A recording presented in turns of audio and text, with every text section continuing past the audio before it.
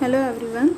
इस वीडियो में हम लोग आरपीएससी का जो 2016 में एग्ज़ाम हुआ था उसके बारे में बात करेंगे, जूलॉजी पेपर 2। तो इसको हम थोड़ा डिटेल में स्टडी करेंगे।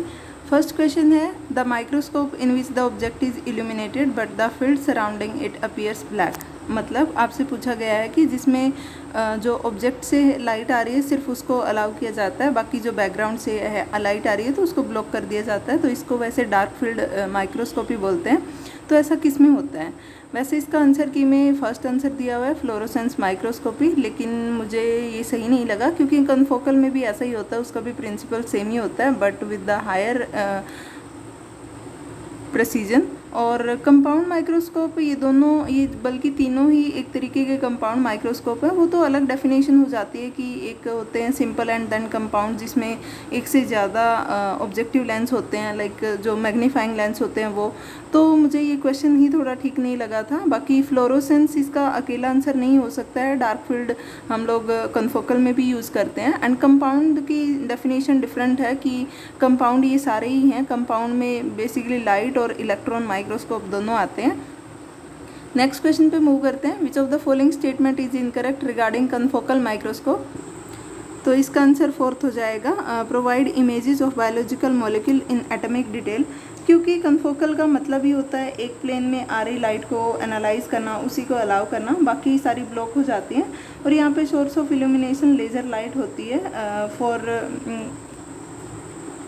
cancelling the disturbance and because of background and जो लेस इंटरवल में हम इमेज क्लिक करते हैं तो उसकी वजह से 3D नॉलेज भी ले सकते हैं हम स्पेसिमेन की। और एटॉमिक डिटेल में तो NMR स्पेक्ट्रोस्कोपी में वहाँ पे लेते हैं हम ये लोग हम ये सारी डिटेल, और माइक्रोस्कोपी में नहीं करते। दोनों के प्रिंसिपल डिफरेंट होते हैं, इसलिए फोर्थ ऑप्शन इसका ठीक हो जाएगा और बाकी सारे ऑप्शन इनकरेक्ट हो जाएंगे। नेक्स्ट है third question, most commonly use probe for protein detection is. तो इसका आंसर सेकंड हो जाएगा, जैसे एंटीबॉडी हो जाएगा, जैसे हम लोग एलाइजा वगैरह में करते हैं प्राइमरी और secondary antibody for the detection of protein.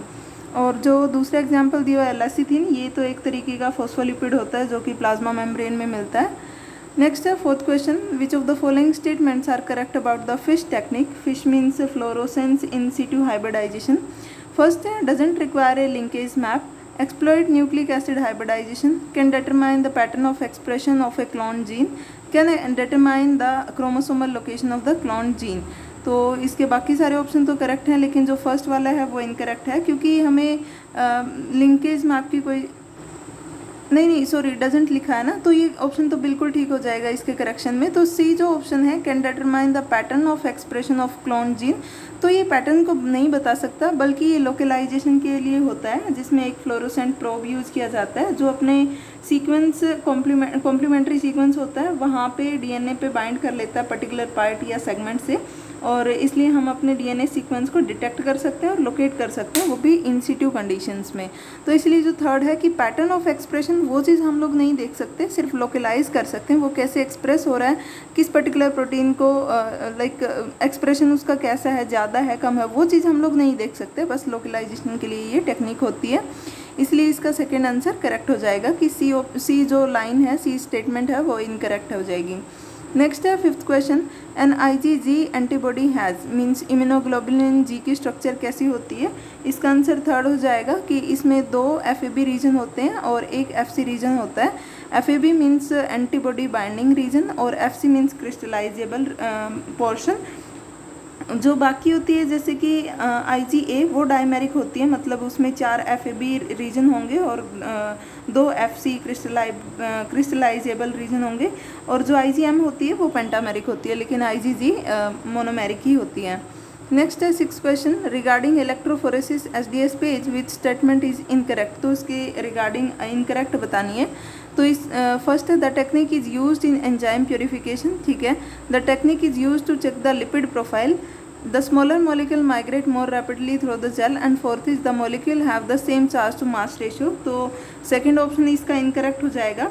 Basically SDS page का मतलब होता है sodium dodecyl sulphate polyacrylamide gel electrophoresis, और ये from the mixture of molecule से प्रोटीन सेपरेट आउट करने के लिए यूज़ की जाती है। और जो प्रिंसिपल है इसका वो वही है कि relative mobility directly proportional to size होगी, और चार्ज टू मास रेशियो सबका सेम होता है, क्योंकि चार्ज तो नेगेटिव होता है, सेम सारे जितने भी मॉलिक्यूल होंगे जो रन करवाए जाते हैं उसमें नेगेटिव चार्ज आता है बिकॉज ऑफ SDS। तो इसलिए सेकेंड ऑप्शन सही हो जाएगा इसमें, मतलब 6th का सही हो जाएगा। नेक्स्ट है 7th question, from the following which one is not used in detector in the gas liquid chromatography. तो इसके जो आंसर हैं वही थोड़े से मतलब चेंज दिए गए हैं, तो इसका कुछ भी आंसर नहीं दिया हुआ था आंसर की में, वो इसलिए क्योंकि जो डिटेक्टर होते हैं ना, मैं थोड़ा बता देती हूँ आपको। यहाँ पे जो ऑप्शन दिए हुए हैं, यहाँ पे जो 3 ऑप्शन है वो गैस लिक्विड क्रोमेटोग्राफी में यूज़ किए जाते हैं। 3 क्यों बल्कि चारों ही यूज़ किए जाते हैं। जैसे कि डिटेक्टर 2 तरीके के होते हैं, जो जनरल पर्पज़ के लिए यूज़ होते हैं और जो दूसरे हैं वो सिलेक्टिव होते हैं, हाई सेंसिटिविटी के लिए वो यूज़ किए जाते हैं। जो फर्स्ट हैं जनरल पर्पज़ वाले वो they can analyze a wide range of compounds, और जो सेकंड होते हैं that are specific type of compound से बाइंड करते हैं विद द हाई सेंसिटिविटी। तो जो जनरल वाले होते हैं उसमें एग्जांपल होते हैं, ये जो फर्स्ट है फ्लेम आयनाइजेशन डिटेक्टर, और जो थर्ड है थर्मल कंडक्टिविटी डिटेक्टर, तो ये जनरल के एग्जांपल हैं। और सिलेक्टिव में जैसे कि नाइट्रोजन फॉस्फोरस डिटेक्टर है, इलेक्ट्रॉन कैप्चर डिटेक्टर है, तो ये आते हैं। तो नॉर्मल पूछा था इन्होंने कि डिटेक्टर कौन सा नहीं है, तो चारों ही डिटेक्टर यूज़ किए जाते हैं गैस लिक्विड क्रोमेटोग्राफी में, तो इसका कोई भी आंसर नहीं बना। नेक्स्ट है 8th question, which statement is incorrect regarding auto radiography. तो इसके रिगार्डिंग में हमें बताना है auto radiography of gel allows the identification of specific protein and nuclei. It is the exposure of X ray film to a radio active sample, ये तो ठीक है बिल्कुल। It is use in conjugation with microscopy, ये भी ठीक है कि उसको एनलार्ज करने के लिए हम एनालाइज करने के लिए माइक्रोस्कोप का यूज़ कर सकते हैं। It is not possible to localize radio active marker to a particular cell in tissue section, तो ये ऐसा ये स्टेटमेंट इनकरेक्ट हो जाएगी। ऑटो रेडियोग्राफ में क्या होता है, ये एक एक्सरे बेस्ड टेक्निक है जिसमें हम रेडियो एक्टिवली लेबल्ड सब्सटेंस को डिटेक्ट कर सकते हैं। सबसे अच्छा एग्जांपल मैं आपको देती हूँ इलेक्ट्रॉन माइक्रोस्कोप का। ये एक तरीके से ऑटो रेडियोग्राफ का एग्जांपल है, उसके प्रिंसिपल पे बेस्ड है, क्योंकि इसमें पहले हम थायमिडिन कंटेनिंग जो रेडियो एक्टिव ट्रीटियम है उससे ट्रीट करवाते हैं सेल्स को।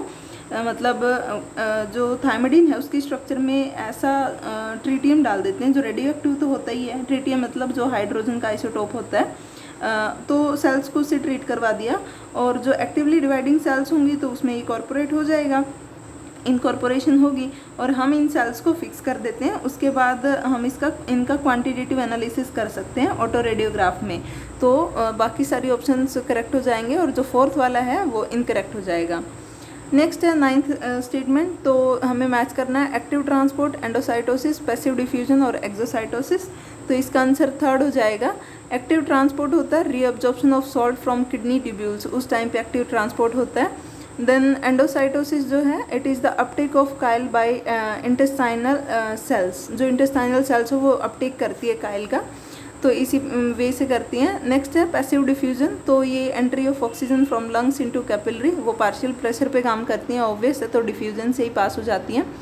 देन है एक्सोसाइटोसिस, तो इसमें होगा release of neurotransmitter by nerve cell, तो हाँ ये चीज़ ठीक है। सिनेप्टिक नॉब से जब न्यूरोट्रांसमीटर के वेसिकल्स निकलते हैं तो एक्सोसाइटोसिस से निकलते हैं, तो इसका आंसर 3rd हो जाएगा।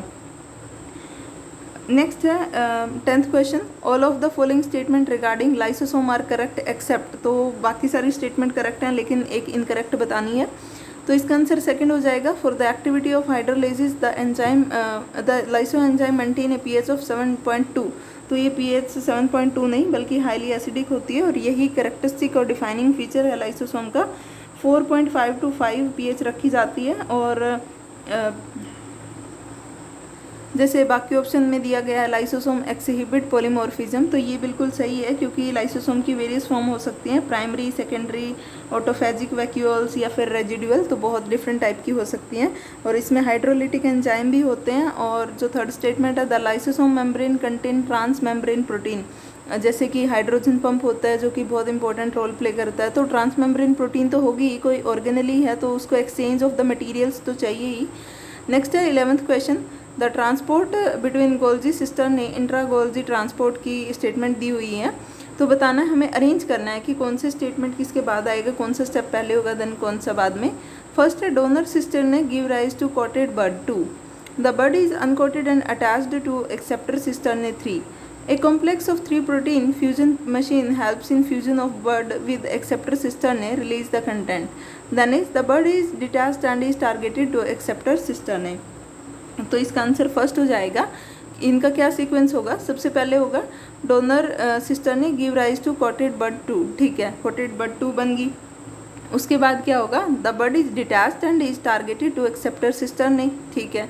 देन नेक्स्ट होगा the bud is uncoated and attach to the acceptor cistern 3, then acceptor के पास जाएगी बड। एंड देन क्या होगा, a complex of 3 protein helps in the fusion of the bud with acceptor cistern release the contents 4, then fourth के पास जाके release कर देगी। तो ये सीक्वेंस इसका बिल्कुल सही हो जाएगा। नेक्स्ट है क्वेश्चन नंबर 12, तो हमें मैच करने हैं। आउटर मेम्ब्रेन में क्या है, पेरीमाइटोकॉन्ड्रियल स्पेस में, देन इनर मेम्ब्रेन में और मैट्रिक्स में इन एंजाइम्स की लोकेशन बतानी है। तो इसका जो फोर्थ आंसर है वो करेक्ट हो जाएगा, क्योंकि आउटर मेम्ब्रेन में क्या होता है, फैटी एसिड कोएंजाइम लाइगेज होता है। तो इसका थोड़ा फंक्शन बता देती हूँ मैं आपको। इसका दूसरा नाम फैटी एसिड कोएंजाइम सिंथेटेज भी होता है और आउटर मेम्ब्रेन में होता है। ये जब फैटी एसिड का बीटा ऑक्सीडेशन होता है तब काम आता है, और इसका फर्स्ट स्टेप साइटोसोल में होता है, जिसमें फैटी एसिड को एक्टिवेट किया जाता है बाय अटैचिंग एसिटाइल कोएंजाइम, ठीक है, इसके साथ अटैच किया जाता है with the help of synthetase enzyme.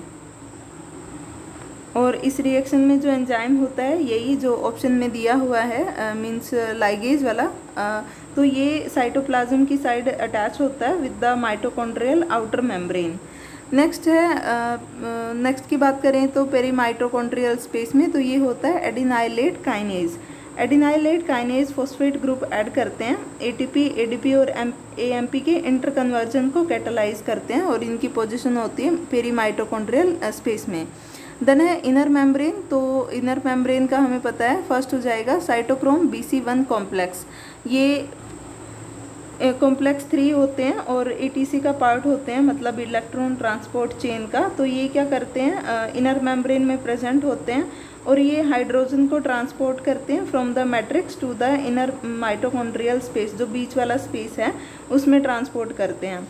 Next है फोर्थ वाला मैट्रिक्स, तो मैट्रिक्स का हो जाएगा एंजाइम ऑफ TCA साइकिल, जो सिट्रिक एसिड साइकिल चलती है,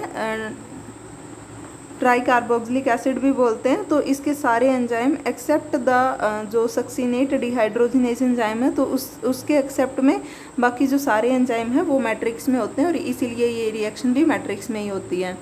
नेक्स्ट है 13, in order to enter a cell a must be stimulated from outside, what type of molecule provide this stimulation। तो इन्होंने आउटसाइड से पूछा है, इसीलिए इसका आंसर फोर्थ हो जाएगा साइटोकाइंस एंड ग्रोथ फैक्टर, जो कि सेल नॉर्मली आउटसाइड से रिसीव करती है और उसके बाद अपने सेल के इंटरनल मैकेनिज्म को रेगुलेट करती है।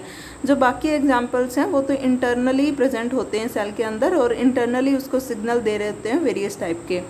देन है 14 question, mitotic anaphase differs from metaphase in processing. तो दोनों में किस चीज़ का डिफरेंस है ये पूछा हुआ है।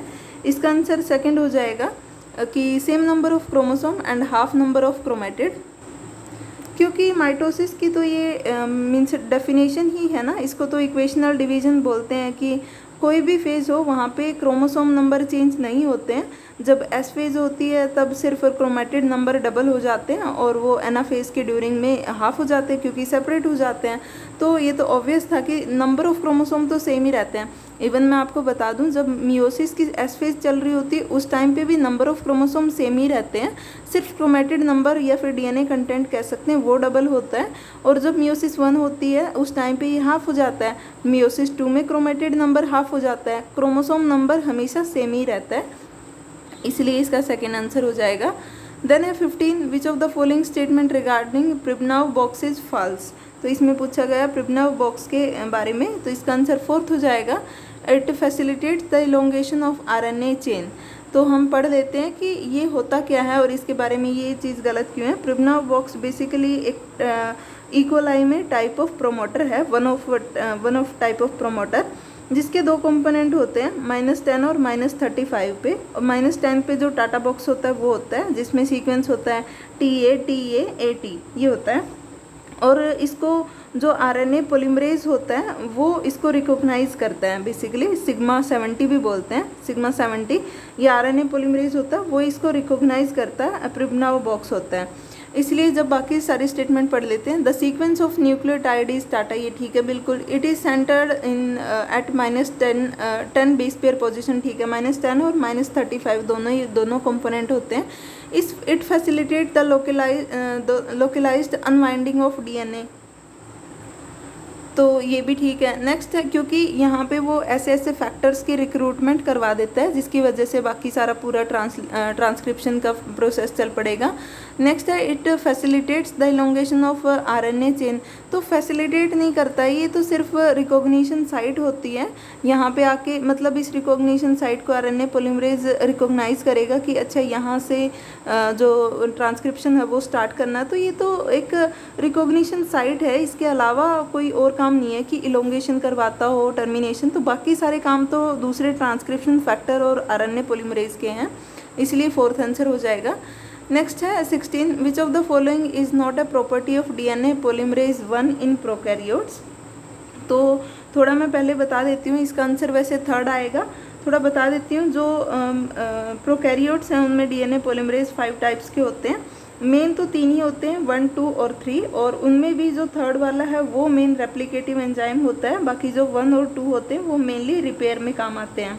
और जो अगर फर्स्ट की बात करें तो उसकी 3 प्रॉपर्टी होती हैं, तो उसमें 5 to 3 पॉलीमरेज एक्टिविटी भी होती है, 5 to 3 एक्सोन्यूक्लियस भी एक्टिविटी होती है जो कि प्राइमर रिमूवल में काम आती है, और 3 to 5 एक्सोन्यूक्लियस भी प्रॉपर्टी होती है जो कि प्रूफ रीडिंग में काम आती है कि एक बार डीएनए स्ट्रैंड बन गया तो उसको वापस स्कैन करो 3 to 5 डायरेक्शन में, और अगर कोई प्रॉब्लम होती है तो एक्सोन्यूक्लियस प्रॉपर्टी भी होती है। तो इसीलिए इसका आंसर थर्ड हो जाएगा कि इसके पास 5 to 3 एंडोन्यूक्लियस एक्टिविटी नहीं होती है, बाकी सारी एक्टिविटी होती हैं। वैसे सेकंड और फोर्थ ऑप्शन सेम ही दे रखा है, यहाँ पे ये लोग जो 3 to 5 दे सकते थे एक ऑप्शन में, तो बाकी सारी प्रॉपर्टी हैं, लेकिन 5 to 3 एंडोन्यूक्लियस एक्टिविटीज़ में नहीं होती है। नेक्स्ट है 17 question, DNA topoisomerase in recombination are, तो इनका फंक्शन पूछा हुआ है। टोपोआइसोमरेज तो हमें पता ही है, एक तरीके के हेलिकेज होते हैं जो कि अनवाइंडिंग ऑफ डीएनए स्ट्रैंड में काम करते हैं, इसीलिए फर्स्ट आंसर करेक्ट हो जाएगा, responsible for removing super coils of in the helix. Next है 18, during DNA replication the enzyme which polymerizes the Okazaki fragment is, तो इसका आंसर फोर्थ हो जाएगा, डीएनए पॉलीमरेज थर्ड, यही मेन रेप्लिकेटिव एंजाइम होता है, तो इसीलिए यही ओकाजाकी फ्रेगमेंट और जो नॉर्मल कंप्लीट स्ट्रैंड है उसके पॉलीमराइजेशन या फिर उसके डीएनए रेप्लिकेशन के लिए रिस्पॉन्सिबल होता है।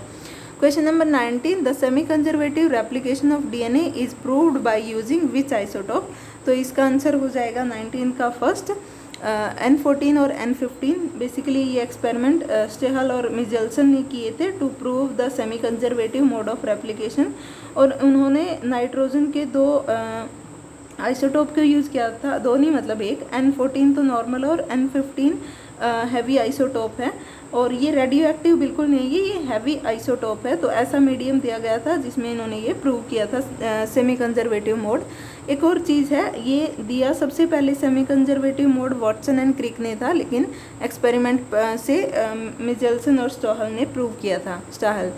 नेक्स्ट है 20, the function of general transcription factor second A testis specification transcription factor is, तो इसका काम पूछा गया है, तो वैसे तो इसका आंसर फर्स्ट हो जाएगा, स्टेबलाइज टीबीपी एंड टीएएफ बाइंडिंग, लेकिन थोड़ा और मैं बता देती हूँ आपको, ये एक तरीके का ट्रांसक्रिप्शन फैक्टर है, और इसके अलावा भी यूकैरियोट्स में और भी बहुत सारे ट्रांसक्रिप्शन फैक्टर होते हैं, और ये ट्रांसक्रिप्शन फैक्टर आरएनए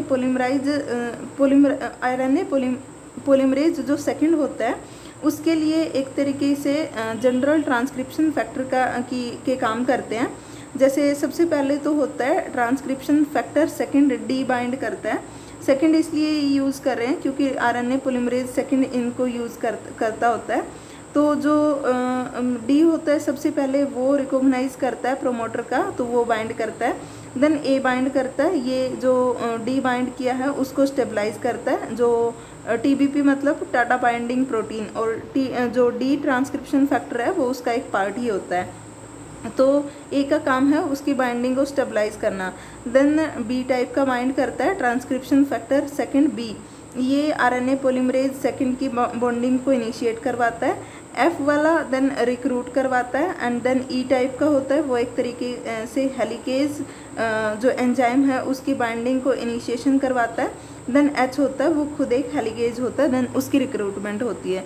तो ये बेसिकली सारे ट्रांसक्रिप्शन फैक्टर ही हैं जो कि एमआरएनए की सिंथेसिस के लिए रेगुलेट करते हैं ट्रांसक्रिप्शन को। तो आप याद रख सकते हो इनकी सीक्वेंस है। हमसे ए का पूछा गया था तो फर्स्ट आंसर करेक्ट हो जाएगा।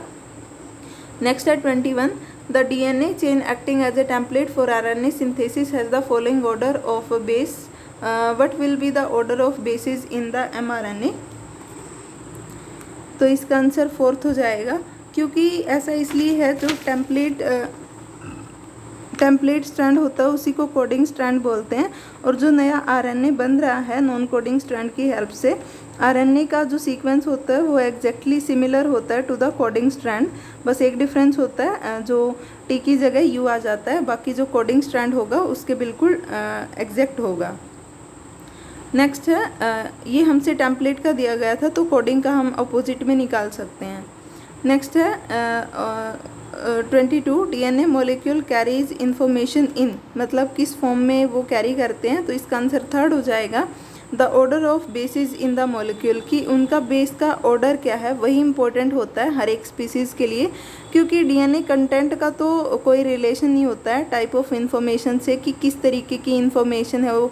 और डीएनए कंटेंट ज़्यादा भी हो सकता है किसी में, जैसे प्लांट्स में एज कम्पेयर टू बैक्टीरिया ज़्यादा होता है, एनिमल्स के कंपैरिजन में भी ज़्यादा होता है। तो इसका मतलब ये तो नहीं है कि वो ज़्यादा कॉम्प्लेक्स हैं, ये बस जो ऑर्डर क्या है उनका जो सीक्वेंस है वो डिटरमाइन करता है कि किस तरीके की इंफॉर्मेशन है। नेक्स्ट है 23, EFTS is an example of, तो ये पूछा गया कि ये क्या है। इसका आंसर सेकंड हो जाएगा, इलोंगेशन फैक्टर।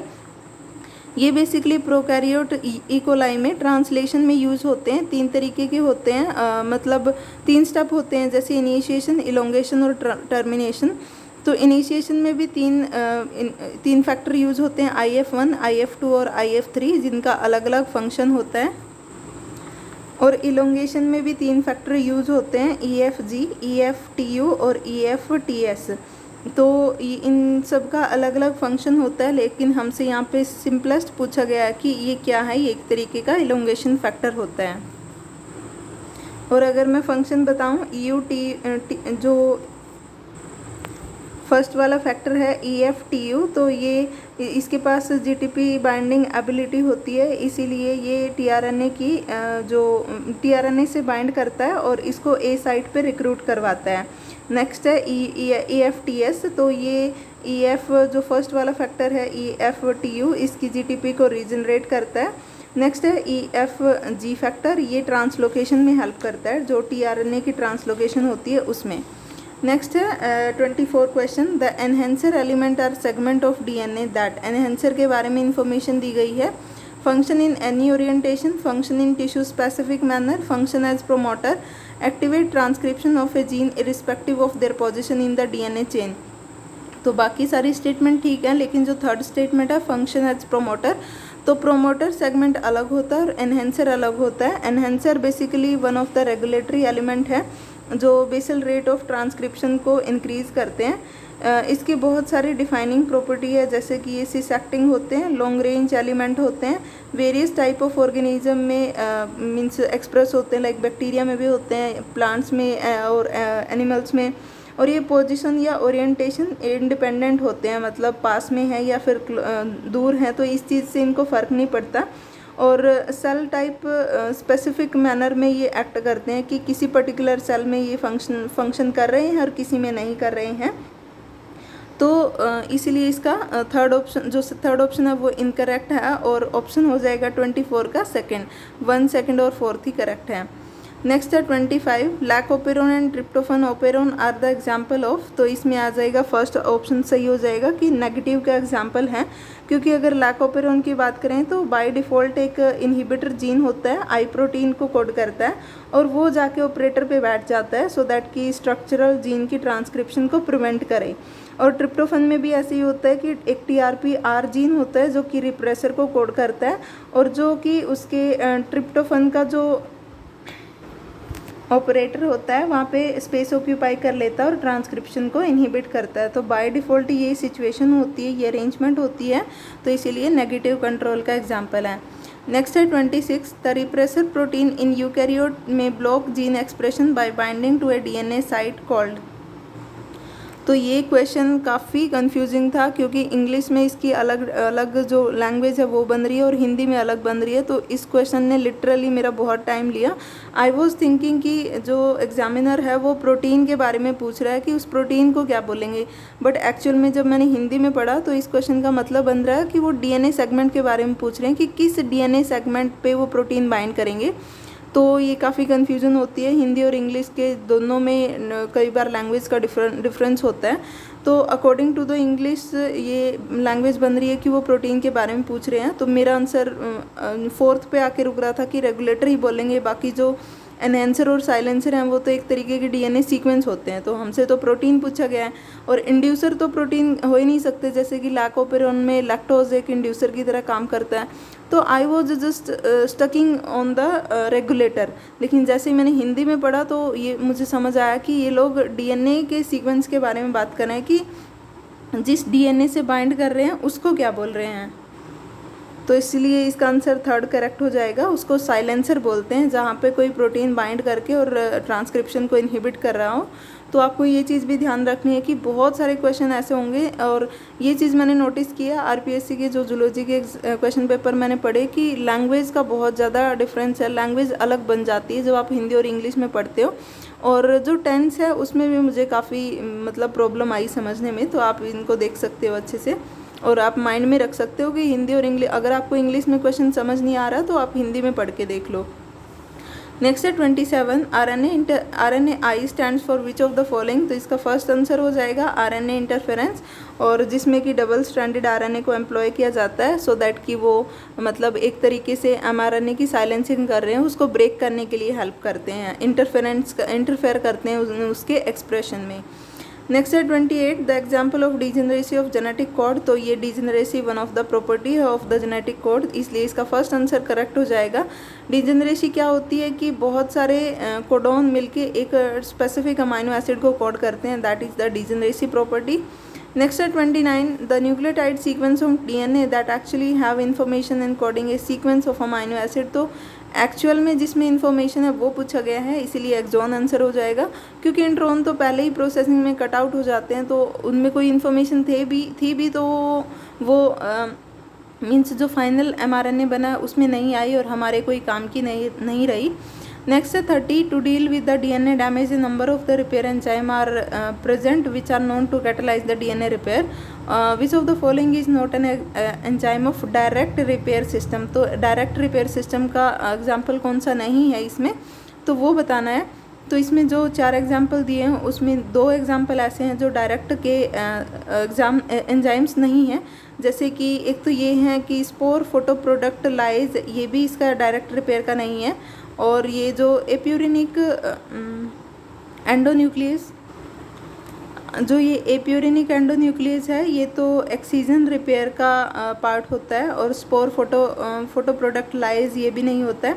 तो ये जो फर्स्ट DNA फोटोलाइज और जो 4th ऑप्शन है O6 methyl guanine DNA methyl transferase, ये डायरेक्ट रिपेयर सिस्टम के पार्ट होते हैं, बाकी जो 2 हैं वो नहीं है। तो इसका ऑप्शन कुछ भी हो सकता था, 2nd और 3rd।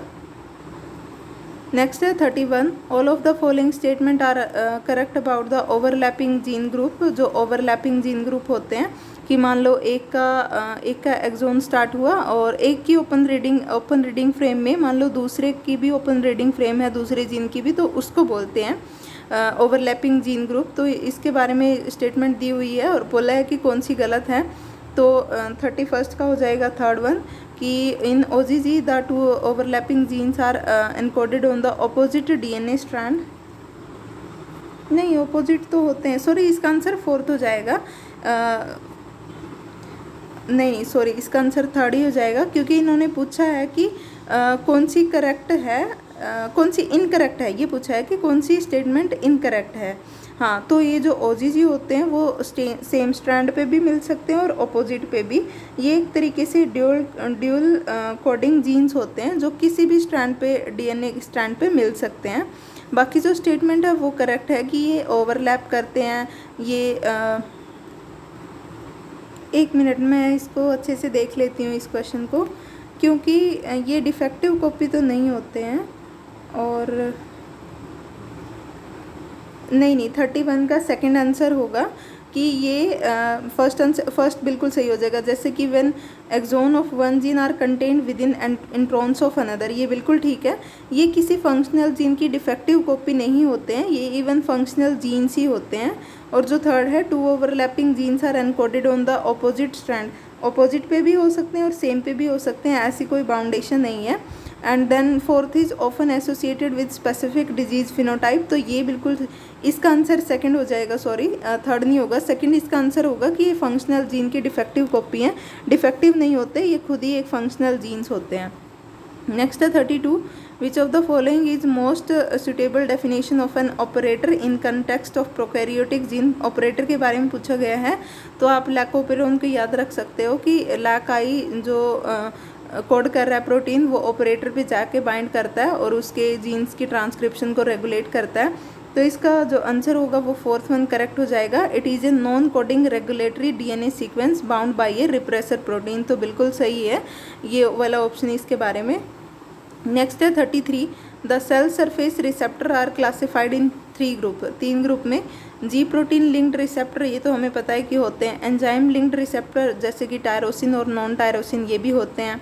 Ion channel linked receptor, ये भी होते हैं। And then fourth is lipase linked receptor, तो ये तो हमने नहीं सुने। 3 ही मेजर तरीके के जो रिसेप्टर हैं वो हमने पढ़े हैं, और सबसे ज़्यादा जो यूज़ होते हैं वो जी प्रोटीन कपल्ड रिसेप्टर है, हमें पता है GPCR।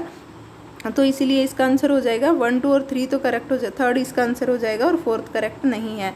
देन है 34 question, which statement is false regarding paracrine signals. Paracrine के बारे में कौन सी स्टेटमेंट गलत है, तो फोर्थ हो जाएगी। These are usually carried through the blood stream, तो वो तो एंडोक्राइन सिग्नल होते हैं। ये तो पैराक्राइन तो वो होते हैं जो अपने विसिनिटी में दूसरी सेल्स को सिग्नल दे रहे हैं। नेक्स्ट है 35, और विसिनिटी में देने के लिए दोनों सेल्स आपस में कनेक्टेड हों, इस ये ज़रूरी नहीं होता, बस उनके बीच में डिस्टेंस कम होनी चाहिए। Next is 35, the compound that act as secondary messenger during signalling process are, तो उसके एग्जांपल दिए गए हैं। कैल्शियम आयन, ये भी सिग्नलिंग मॉलिक्यूल होते हैं। CAMP साइक्लिक एडिनोसिन मोनोफॉस्फेट, ये भी होता है। GMP भी होता है बेसिकली। और नेक्स्ट है tag, and next fourth is inositol 3,4,5 triphosphate, basically ये वो है IP3 मॉलिक्यूल। तो ये तो सब होते हैं, लेकिन जो टैग मॉलिक्यूल होता है ये तो एक तरीके का मीन्स प्रिकर्सर होता है। टैग तो बहुत सारे स्टीरॉइड्स को बनाता है, और भी जो लिपिड सोल्यूबल मॉलिक्यूल्स हैं उनको बनाने में हेल्प करता है, तो और स्टोरेज फॉर्म भी होती है, तो ये सेकेंडरी मैसेंजर नहीं हो सकता है। नेक्स्ट है 36, which of the following cell function is a communicating function, तो सेल जंक्शन आना चाहिए था आई थिंक। तो कौन सा कम्युनिकेटिंग फंक्शन, वटेवर, मतलब कम्युनिकेशन जंक्शन पूछा है हमसे, तो इसका थर्ड हो जाएगा गैप जंक्शन। गैप जंक्शन में ऐसा होता है कि 2 सेल कनेक्टेड होती हैं थ्रू ए गैप, और जो वो अपने मटेरियल को एक्सचेंज कर सकती हैं। नेक्स्ट है 37, the cyclic AMP dependent protein kinase in most the cells, most the cases, तो इसका आंसर हो जाएगा कि फर्स्ट हो जाएगा add phosphate group to the protein. अब नाम से ही पता चल रहा है प्रोटीन काइनेज है, तो फॉस्फेट ग्रुप ऐड करता है, इसलिए फर्स्ट ऑप्शन करेक्ट है। नेक्स्ट है 38, when A signal molecules arrive at A ji protein coupled receptor, the ji protein, तो GPCR पे जब भी कोई लिगेंड बाइंड कर रहा है तो जी प्रोटीन का क्या होता है, तो ये एक्टिवेट हो जाता है, ऑब्वियस है, तो इसलिए 38 का 4 आंसर करेक्ट हो जाएगा, सॉरी।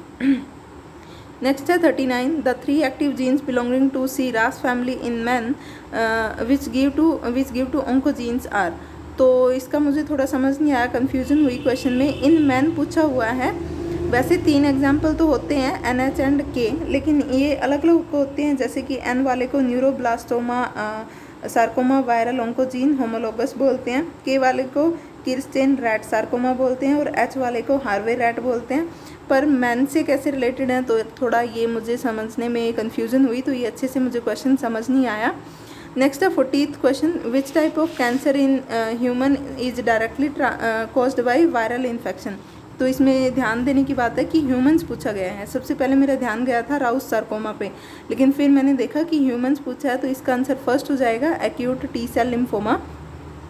जैसे बाकी हैं, एक्यूट टी सेल लिम्फोमा में क्या होता है कि एक HTLV-1 वायरस होता है, उसके इन्फेक्शन से होता है, और ये मतलब जो हमारी बॉडी का जो फ्लूइड होता है उसमें होता है, और जब भी कोई भी किसी भी तरीके का फ्लूइड का ट्रांसमिशन होगा तो उससे फैल सकता है, जैसे कि it can spread through the breast feeding, sexual contact and the blood transfusion, तो उसमें फैल सकता है। नेक्स्ट अगर विल्म्स ट्यूमर की बात करें तो ये एक तरीके का किडनी ट्यूमर होता है, इसको नेफ्रोब्लास्टोमा भी बोलते हैं, और ये ट्रांसमिसेबल नहीं है। अगर बर्किट लिम्फोमा की बात करें तो ये तो क्रोमोसोमल की ट्रांसलोकेशन से वो होता है, जो 8 और 14 क्रोमोसोम के बीच में ट्रांसलोकेशन हो जाता है मिक्स जीन का, तो उस वजह से होता है। और राउस सार्कोमा वायरस का तो पता ही होगा, ये एक तरीके का रेट्रो वायरस है, फर्स्ट ओंको वायरस है to be described, to be discovered, और ये चिकन में सार्कोमा कॉज करता है। नेक्स्ट है तो इसका आंसर फर्स्ट हो जाएगा। नेक्स्ट है 41, P53 is called a guardian of the genome because, तो गार्जियन क्यों कहते हैं इसको, इसका आंसर थर्ड हो जाएगा, it prevent the genome mutation. ये एक तरीके का ट्यूमर स्प्रेसर जीन भी है, और इसके अलावा और भी होते हैं जैसे कि RB1, BRCA1 और BRCA2। ये एक तरीके के ट्रांसक्रिप्शन फैक्टर हैं जो कि अगर सेल में डैमेज हो गया है तो सेल के जीवन स्टेज में ही हॉल्ट कर देते हैं उसकी सेल की साइकिल की प्रोसेसिंग को, और अगर बहुत ज़्यादा डैमेजिंग हो जाती है तो ये सेल को एपोप्टोसिस भी करवाने में हेल्प करते हैं। तो वैसे तो मुझे थर्ड आंसर भी ज़्यादा वो नहीं लगा सेटिस्फैक्ट्री, बट बाकी ऑप्शंस के अकॉर्डिंग ठीक है कंपैरिजन में, क्योंकि ये जीनोम की म्यूटेशन को प्रिवेंट नहीं करता है। जब वो हो जाती हैं तो सेल साइकिल को हॉल्ट कर देता है, सो दैट कि म्यूटेशन जो हुई है उनके रिपेयर में टाइम लग सके एंड अच्छे से रिपेयर हो सके, सो दैट कि म्यूटेशन ना रहें, बल्कि प्रिवेंट तो नहीं करता है शायद, तो ठीक है, बट बाकी ऑप्शंस के कंपैरिजन में थर्ड करेक्ट है। नेक्स्ट है 42, the cellular organelle involve in initiation of intrinsic pathway of apoptosis. तो इंट्रिंसिक में माइटोकॉन्ड्रिया होता है, क्योंकि ये एक अपना जो साइटोक्रोम C होता है, अगर ये कंपोनेंट माइटोकॉन्ड्रिया से निकल जाता है तो आगे फर्दर एपोप्टोसिस स्टार्ट हो जाती है। नेक्स्ट है 43, molecule which are involve in anchoring of cells to the extra cellular matrix are. तो वो इंटीग्रीन्स होते हैं, ये ट्रांसमेम्ब्रेन प्रोटीन होते हैं जो कि एक साइड तो मेम्ब्रेन से बाउंडेड फॉर्म में है, मतलब जो मेम्ब्रेन को स्पैन कर रहे हैं, और दूसरी साइड जो एक्स्ट्रा सेलुलर मैट्रिक्स है उसके कंपोनेंट से बाइंड करते हैं, और दोनों को मतलब सेल को स्टेबिलिटी प्रोवाइड करवाते हैं। नेक्स्ट है 44, the quorum sensing signal molecule in gram negative bacteria. तो इसका फोर्थ आंसर हो जाएगा एसाइल होमोसिरिन लैक्टोन, क्योंकि ग्राम नेगेटिव में पूछा है तो ये जो मॉलिक्यूल है वो सिग्नलिंग मॉलिक्यूल की तरह काम करता है, और अगर हम ग्राम पॉजिटिव में बात करें तो वो ओलिगोपेप्टाइड मॉलिक्यूल होता है। क्वोरम सेंसिंग से बेसिकली एक बैक्टीरिया बहुत सारे जो उसके विसिनिटी में प्रेजेंट है तो उनसे एक कम्युनिकेटिंग का वे है, कम्युनिकेशन का। नेक्स्ट है 45, N individual with the genotype AABBCC will produce. तो गैमीट के टाइप पूछे गए हैं, इसकी एक ट्रिक आप याद रख सकते हो, 2⁻n, मतलब जितने भी डिफरेंट टाइप ऑफ ये होंगे कैरेक्टर होंगे, जैसे AA में डिफरेंट टाइप हो गया, हेट्रोजाइगोट कंडीशन जितनी भी होगी हेट्रोजाइगस कंडीशन, तो उतने ही n होंगे। तो यहाँ पे 3 हेट्रोजाइगस कंडीशन है, तो 2⁻³ करेंगे तो 8 डिफरेंट टाइप के गैमेट्स बन जाएंगे। फर्स्ट ऑप्शन करेक्ट हो जाएगा। नेक्स्ट है 46, an allele is dominant if it is expressed in. तो ये थोड़ा कंफ्यूजिंग था, आपको दिमाग लगाना था। इसका आंसर फर्स्ट हो जाएगा कि हेट्रोजाइगस कंडीशन में तो वो अपने आप को एक्सप्रेस कर रहा है, तो ठीक है डोमिनेंट बोल ही रहे हैं, लेकिन अगर होमोजाइगस कंडीशन में भी एक्सप्रेस करेगा तो ही तो डोमिनेंट बोलेंगे ना। तो मतलब खुद की करेक्टराइजिंग फीचर खुद वाली स्टेट में तो कर रहा है तो ठीक है, नेक्स्ट वाले में कर रहा है, दोनों में करेगा तभी उसको डोमिनेंट बोलेंगे। तो ऑप्शन फर्स्ट करेक्ट हो जाएगा। नेक्स्ट है 47 question, the gene linkage minimises the chance of which of the following. अगर जीन्स लिंक्ड हैं तो किस चीज़ का चांस कम हो जाता है? रिकम्बिनेशन का चांस कम हो जाता है बेसिकली। वैसे क्रॉस ओवर भी आ सकता था, लेकिन मोस्ट एक्यूरेट इसका जो ऑप्शन होगा वो रिकम्बिनेशन होगा, कि जितनी ज़्यादा लिंकेज उतनी कम रिकम्बिनेशन। नेक्स्ट है 48, तो इसमें क्या है कि 3 डिफरेंट टाइप के जीन्स दिए गए हैं और उनके बीच में रिकम्बिनेशन बोली गई है। जैसे बी और ई के बीच में 3% थी, और टी और ई के बीच में 22, और बी और टी के बीच में 10%। तो इनका हमें सीक्वेंस बताना था। तो बेसिकली ये बहुत सिंपल क्वेश्चन था और रीजनिंग टाइप ऑफ क्वेश्चन कहूँगी मैं। तो second option T B E ये सीक्वेंस करेक्ट हो जाएगा। तो ये ईजी है, ये हो जाएगा। नेक्स्ट है 49, तो इसमें क्या दिया गया है? 4 स्टेटमेंट दी गई हैं, हमें बताना है कि कौन सी 3 करेक्ट है और एक कौन सी इनकरेक्ट है। Phenotype is the expression of A trait, तो ये तो बिल्कुल सही है। Genotype can be ascertain from the ancestry, ये भी ठीक है। Homozygous individual produce 2 kind of gamete, तो ये गलत हो जाएगी। होमोजाइगस में तो सेम काइंड ऑफ गैमीट बनते हैं। Genetically pure true breeding organism resulting from the inbreeding are called the pure line, तो उन्हीं को प्योर लाइन बोलते हैं जो बहुत सारी जनरेशन से इनब्रीडिंग जिनमें करवाई जा रही है। तो इसलिए 49 का सेकेंड आंसर करेक्ट हो जाएगा, कि जो थर्ड स्टेटमेंट है वो करेक्ट नहीं है, एक्सेप्ट दैट बाकी जो स्टेटमेंट है वो करेक्ट है। नेक्स्ट है 50, the probability that a male inherited his Y chromosome from his maternal grandfather, तो मैटरनल ग्रैंडफादर होंगे कि उसकी जो मदर हैं उनके फादर से वाई क्रोमोसोम इनहेरिट करें, तो इसके कितने चांस है? तो इसके बिल्कुल चांस नहीं होंगे, इसके 0 चांस हो जाएंगे। ऐसा इसलिए क्योंकि जो उसकी मदर होगी उसमें तो XX क्रोमोसोम ही होंगे, तो उसके फादर से तो कोई वाई क्रोमोसोम नहीं आया है, और उसकी मदर से उसमें X क्रोमोसोम आया है और फादर से वाई क्रोमोसोम आया है, तो इसलिए 0 चांस है कि उसके जो पैटर्नल ग्रैंडफादर हैं उनसे वाई क्रोमोसोम आए। तो इसलिए फोर्थ आंसर करेक्ट है। 51 क्वेश्चन है, the most common cause of the base substitution resulting into mutation is, तो इसका थर्ड आंसर हो जाएगा टोटोमेरिक शिफ्ट। ये क्या होता है कि जैसे कोई बेस पेयर है वो कीटो फॉर्म में प्रेजेंट है, तो वो कीटो फॉर्म में है, और दूसरा जो जिसके साथ बॉन्डिंग किया हुआ वो अमाइनो फॉर्म में होता है। ऐसे ऐसे उनकी नॉर्मल बेस पेयरिंग हो रखी होती है।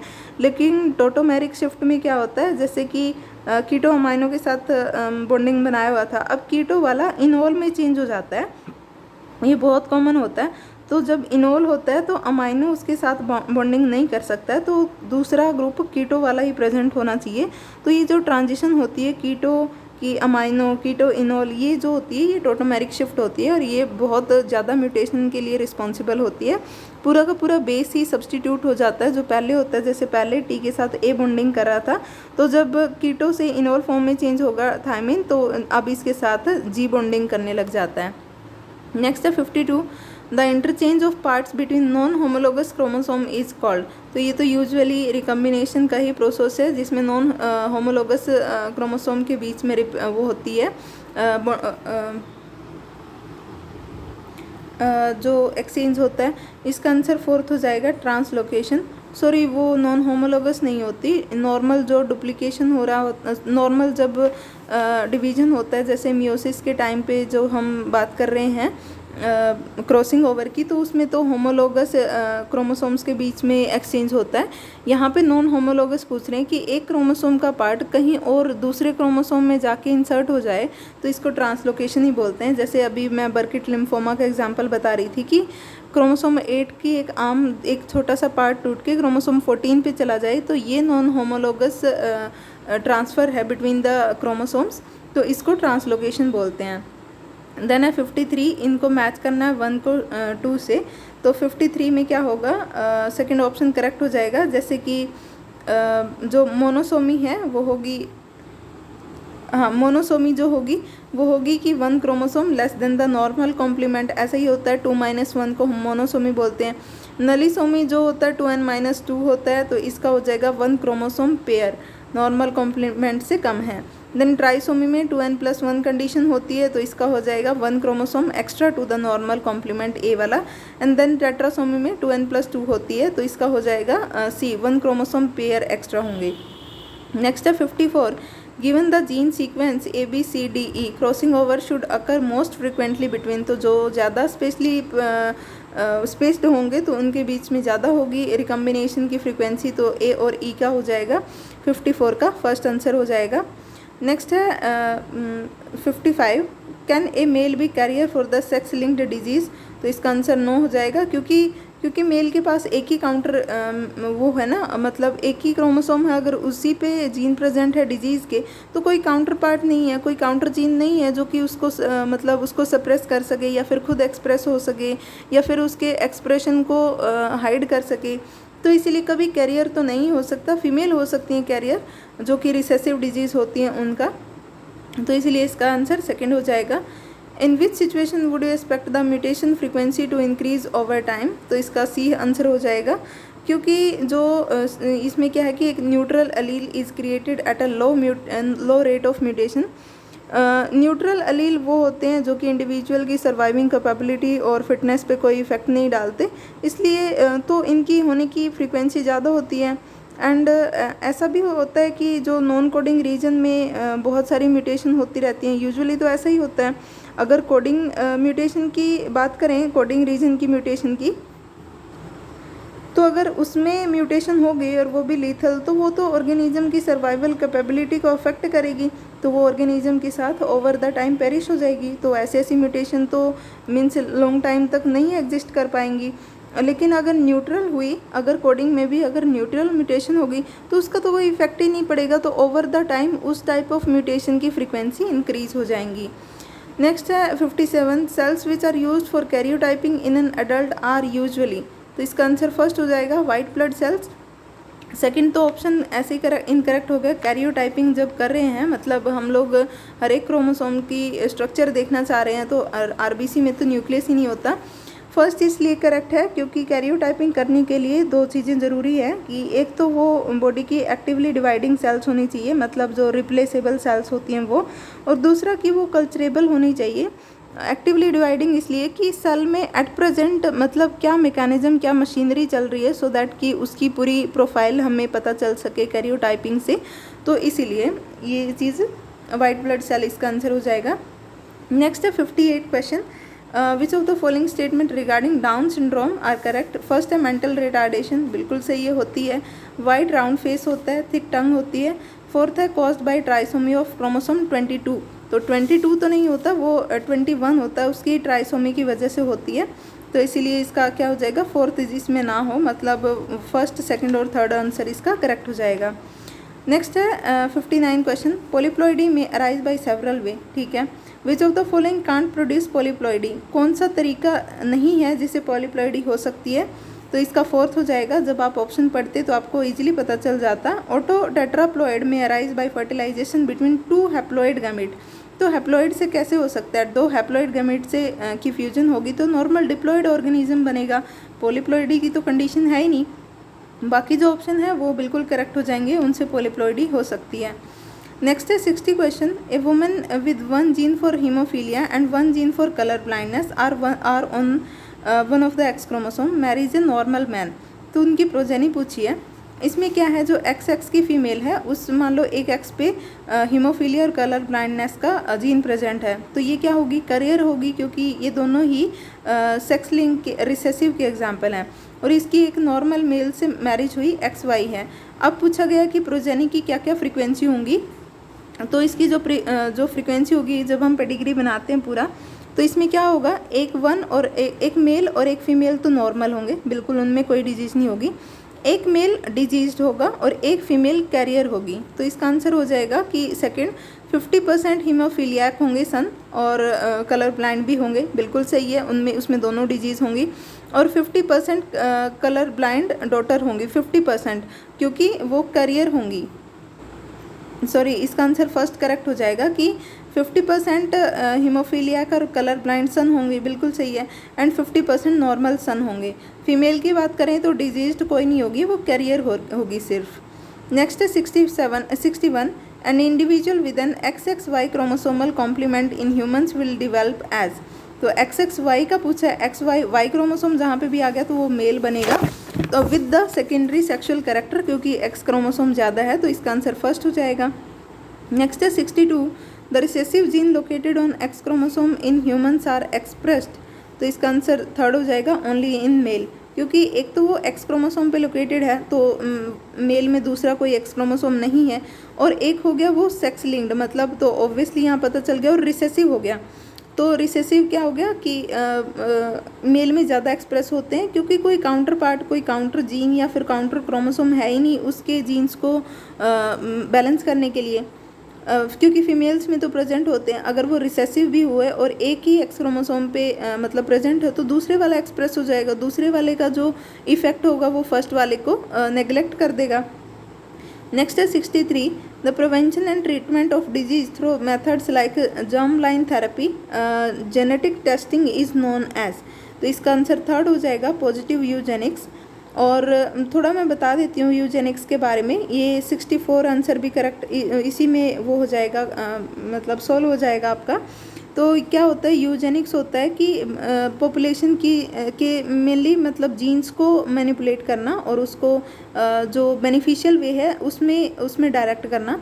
एक होता है वर्ड यूथेनिक्स, तो उसमें क्या होता है कि एनवायरनमेंट को मैनिपुलेट करते हैं, और यूजेनिक्स में जीन को मैनिपुलेट करते हैं।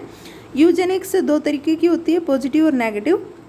तो पॉजिटिव में तो ऐसी ऐसी चीज़ें की जाती हैं, प्रमोट की जाती हैं, जिसकी वजह से जो फिटनेस को इंक्रीज़ करें या फिर जो गुड जीन्स होते हैं वो एनहेंस हो सके। तो इस पॉजिटिव में क्या होगा कि जो कैरियर होते हैं डिजरेबल करेक्टर के, डिजरेबल जीनोटाइप के, तो उनको इनक्रेज किया जाता है सो दैट कि वो मोर प्रोजेनी प्रोड्यूस करें, सो दैट कि डिजरेबल करेक्टर पॉपुलेशन में ज़्यादा हों। और नेगेटिव में क्या होता है कि जिन कैंडिडेट्स में, जिन भी इंडिविजुअल्स में डिजीज्ड करेक्टर हैं, उनको चिल्ड्रन प्रोड्यूस करने के लिए, मतलब उनको फर्दर प्रोजेनी प्रोड्यूस करने के लिए डिबेयर किया जाता, मतलब उनके ऊपर रेस्ट्रिक्शन लगाई जाती है, सो दैट कि वो ऐसे मतलब उनके एक्ट ऐसे ना हो जिनकी वजह से आगे वो उस तरीके की जीन्स पॉपुलेशन में स्प्रेड करें। तो पॉजिटिव और नेगेटिव में ये डिफरेंस होता है। तो इसलिए 63 का थर्ड आंसर हो जाएगा पॉजिटिव यूजेनिक्स। और 64 में पूछा गया the negative eugenics attempts to eliminate a defective germ plasm from the society. ठीक है, which of the following method is not adopted for this. तो हमसे पूछा गया है कि यूजेनिक्स के नेगेटिव यूजेनिक्स में मतलब कौन सा मेथड अडॉप्ट नहीं करेंगे। तो मैंने बताया था कि नेगेटिव में तो चीज़ों को प्रिवेंट किया जाता है, और पॉजिटिव में अच्छी चीज़ों को, गुड जीन्स को इनकरेज किया जाता है। तो इसमें जो थर्ड वन ऑप्शन है कि early marriage of those having desirable trait, तो उनकी अर्ली मैरिज करा दो। तो ये तो कभी भी ऑप्शन नहीं हो सकता है कि जिनमें अच्छे करैक्टर हों उनकी अर्ली मैरिज करवा दो, तो इसलिए ये नहीं होगा। बाकी जो ऑप्शन है नेगेटिव में स्टेरिलाइजेशन करवा दो जिनमें डिजीज्ड करैक्टर हैं, या फिर कंट्रोल ऑफ इमिग्रेशन की, वहाँ पे कोई और कैंडिडेट ना आए, या फिर पॉपुलेशन का इमिग्रेशन ना हो उस पर्टिकुलर एरिया में, या फिर सेक्सुअल सेपरेशन ऑफ डिफेक्टिव। तो ये 3 तरीके इफेक्टिव हो सकते हैं, लेकिन थर्ड वाला नहीं होगा। नेक्स्ट है 65, in a first generation sequencing method for de novo sequencing is used, which of the following template will give optimum result। तो इस क्वेश्चन की भी लैंग्वेज में बहुत डिफरेंस है, मतलब समझ ही नहीं आ रहा है कि बोलना क्या चाह रहे हैं फर्स्ट वाली लाइन में। लेकिन फिर भी ये जो डी नोवो सीक्वेंसिंग होती है, इसमें जो टेम्पलेट का साइज़ है वो बहुत इम्पोर्टेंट फैक्टर होता है, और जो पीएसी मतलब बैक्टीरियल आर्टिफिशियल क्रोमोसोम होता है उसका साइज़ 52 350 KB होता है। तो इसीलिए ये डी नोवो सिंथेसिस वाले जो प्रोग्राम होता है, जो सीक्वेंसिंग होती है, उसके लिए बेस्ट होता है, इसीलिए फर्स्ट वाला ऑप्शन हो जाएगा। नेक्स्ट है 66, which statement is not correct regarding RELP, RFLP था बेसिकली यहाँ पे, और RAPD, दोनों के बीच में कौन सी स्टेटमेंट करेक्ट है दोनों के लिए। तो इसमें 2 ऑप्शन मुझे ठीक लगे, जैसे फर्स्ट दिया हुआ species specific primer are required for RAPD। तो RAPD का तो नाम ही होता है रैंडम एम्पलीफाइड पॉलीमेरिक DNA, तो ये तो कैसे हो सकता है, स्पीसीज स्पेसिफिक नहीं होता है इसमें। नेक्स्ट है RFLP इज़ मोर रिलायबल, और थर्ड है कि RFLP के कंपैरिजन में RAPD ज़्यादा क्विकर है। फोर्थ है RAPD में radio active probe are not required. तो इनका मैं थोड़ा समझा देती हूँ। ये मॉलिक्यूलर मार्कर होते हैं, इनकी दो तरीके से डिवीज़न किया गया, एक होते हैं हाइब्रिडाइजेशन बेस पे और एक होते हैं PCR बेस्ड पे। हाइब्रिडाइजेशन में एग्जांपल आते हैं RFLP, और PCR में आते हैं आगे फिर फर्दर 2 तरीके के, एक होते हैं सीक्वेंस नॉन स्पेसिफिक और एक होते हैं सीक्वेंस स्पेसिफिक। तो जो RAPD AFLP ये हैं, ये तो नॉन स्पेसिफिक होते हैं सीक्वेंस के, और जैसे कि SNP single nucleotide polymorphism, SSLP ये होते हैं सीक्वेंस स्पेसिफिक। तो जो फर्स्ट बोला गया species species specific primer require होते हैं, RAPD में स्पीसीज नहीं होते, रिक्वायर्ड नहीं होते स्पेसिफिक वाले, तो ये ऑप्शन भी गलत हो गया। और जो ये बोल रहे हैं कौन सा रिलायबल होता है, तो वो AFLP मेथड होता है जो कि हाईली रिलायबल और हाईली क्विक भी होता है। और जो दे रखा है RAPD में रेडियो एक्टिव प्रोब की रिक्वायरमेंट नहीं होती है, तो ये स्टेटमेंट तो ठीक है कि हाँ यहाँ पे नहीं हो सकती। RFLP जो कि हाइब्रिडाइजेशन बेस है, तो वहाँ पे प्रोब का यूज हो सकता है, लेकिन जो बाकी 3 स्टेटमेंट है, पहले 3 वाली, ये मुझे ठीक नहीं लगी तीनों ही। पहली तो बिल्कुल ही गलत है, और बाकी दोनों में भी मतलब दोनों के बारे में कुछ स्टेटमेंट क्लियर नहीं होती कि कौन सी रिलायबल है। बेसिकली AFLP ज़्यादा रिलायबल और क्विक मेथड है। नेक्स्ट है, तो इसका आंसर कुछ मतलब क्लियर नहीं था, आंसर की में भी क्लियर नहीं था। नेक्स्ट है 67, the gene transfer technique which involves the use of fatty bubble to carry a gene into a somatic cell is. तो इसका आंसर 4th हो जाएगा, लाइपोसोम ट्रांसफ़र, क्योंकि क्वेश्चन में ही पता चल रहा है फैटी बबल। तो ये इस मेथड को लाइपोसोम एनकैप्सिडेशन भी बोलते हैं, जिसमें DNA को लिपिड वेसिकल में एनक्लोज किया जाता है, देन प्रोटोप्लाज्म में पेनेट्रेट करवाया जाता है, और वहाँ पे प्रोटोप्लाज्म में ये लिपिड वेसिकल डिजोल्व हो जाती है और DNA को रिलीज़ कर देती है। अब ये DNA होस्ट के जीनोम में इंटीग्रेट कर जाता है। नेक्स्ट है 68, the CDNA library consist of. CDNA वाली लाइब्रेरी में क्या होता है? CDNA बेसिकली कॉम्प्लीमेंट्री DNA होता है जो डबल स्ट्रैंडेड होता है। इसमें एक mRNA होता है और एक सिंगल स्ट्रैंडेड एक DNA का पार्ट होता है, तो इसको CDNA बोलते हैं। अगर CDNA लाइब्रेरी की बात करें तो इसको वेक्टर के अंदर इस CDNA को डाला जाता है और उसको क्लोन किया जाता है, तो उससे हमें डबल स्ट्रैंडेड DNA मिलता है, जिसको हम CDNA लाइब्रेरी बोलते हैं। ये एक डबल स्ट्रैंडेड DNA क्लोन होता है of all the type of RNA। जितने भी RNA सेल में नॉर्मली एक्सप्रेस हो रहे थे, तो सबकी CDNA लाइब्रेरी ऐसे बना ली जाती है। तो इसका आंसर 4th हो जाएगा। It is a collection of closed DNA fragments in a vector system. तो 4th ऑप्शन इसका सही होगा। नेक्स्ट है 69, which of the following are use to select genes of interest from genomic library.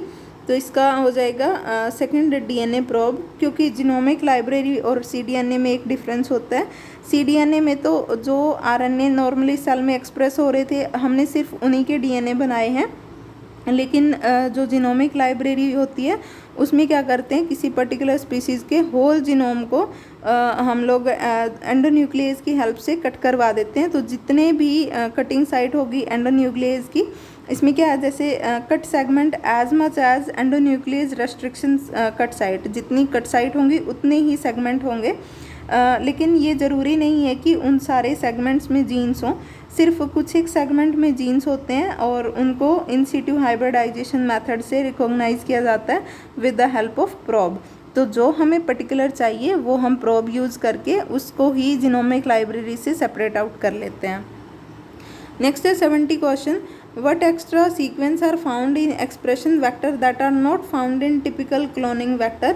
तो इसका answer हो जाएगा 70 का 4, क्योंकि एक्सप्रेशन वेक्टर और क्लोनिंग वेक्टर में एक ही मेन डिफरेंस होता है एक ही बात का, और कि वो ये होता है कि जो एक्सप्रेशन वेक्टर है उसमें पूरी ट्रांसक्रिप्शन यूनिट होती है। पूरी का मतलब कि जो जीन एक्सप्रेस हो रहे हैं वो तो होंगे ही होंगे, जो रेगुलेटरी एलिमेंट हैं वो भी होते हैं इसमें, तो इसीलिए वो ट्रांसक्रिप्शन रेट को कंट्रोल भी कर सकते हैं। तो ये पॉजिटिव चीज़ होती है, और ये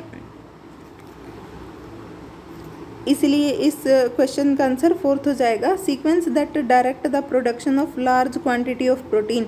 तो ऐसे सीक्वेंस, ऐसे जो वो होते हैं रेगुलेटरी एलिमेंट होते हैं, वो भी इसमें होते हैं एक्सप्रेशन वेक्टर में, जो कि नॉर्मल क्लोनिंग वेक्टर में नहीं होते हैं।